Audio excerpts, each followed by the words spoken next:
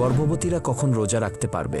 গর্ভকালীন প্রথম ৩ মাস শিশুর অঙ্গপ্রত্যঙ্গ গঠিত হয়, তাই এই সময় মায়ের শরীরে সঠিক মাত্রার পুষ্টি সরবরাহ জরুরি। তাই পুষ্টিবিদের মতে গর্ভের প্রথম ৩ মাস রোজা না রাখাই ভালো, তবে রাখতে চাইলেও ইফতার থেকে সেহরি পর্যন্ত প্রচুর পুষ্টিকর খাবার খাওয়া উচিত। মধ্যবর্তী ৩ মাস বা সেকেন্ড ট্রাইমেস্টারে মা ও গর্ভস্থ শিশুর কোনো শারীরিক জটিলতা না থাকলে এ সময় মায়ের রোজা রাখতে কোনো বাধা নেই, তবে তার আগে অবশ্যই চিকিৎসকের পরামর্শ নিতে হবে। তবে প্রথম ৩ মাসের মতো শেষ ৩ মাসও বেশ স্পর্শকাতর সময়। এ সময় শিশুর দ্রুত বৃদ্ধি ঘটে, তাই সঠিক নিয়মে খাওয়া দাওয়া ও পুষ্টি নিশ্চিত করা প্রয়োজন।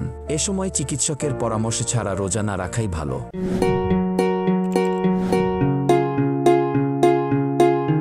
গর্ভবতী মায়েরা রোজা রাখলে যেসব সতর্কতা অবলম্বন করবেন: ক্লান্তি কমাতে বিশ্রামের সময় বাড়িয়ে দিন, যত দূর পারা যায় দুশ্চিন্তামুক্ত থাকুন, দিনের বেলায় বেশি হাঁটবেন না, অতিরিক্ত পরিশ্রম করবেন না, ভারী কিছু বহন করবেন না, সেহরি ও ইফতারে স্বাস্থ্যকর খাবার খান।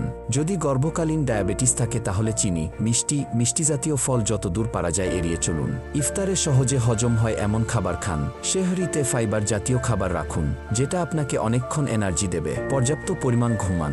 ইফতারের পর পর্যাপ্ত পানি পান করুন।